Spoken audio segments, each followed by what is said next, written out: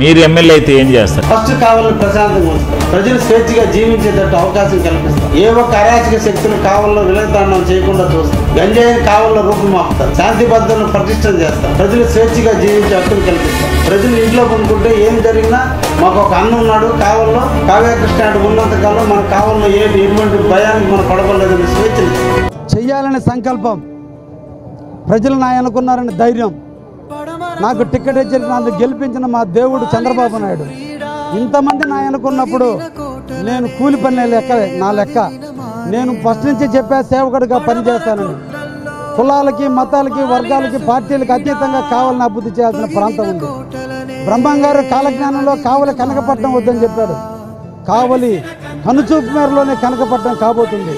అటువంటి అవకాశం దేవుడు నాకు ఇచ్చాడు. ఈ రోజున అటువంటి అవకాశం మా దేవుడు నాకు కల్పించినప్పుడు, నేను చేస్తానని ప్రమాణం చేసినప్పుడు, ప్రజలందరూ ప్రోత్సాహం, ప్రజలందరూ దీవెన నాయనుకున్నప్పుడు వాళ్ళ ఆశీస్సులతో పనిచేయడానికి నాకు ఎటువంటి ఇబ్బందులు కూడా లేవు.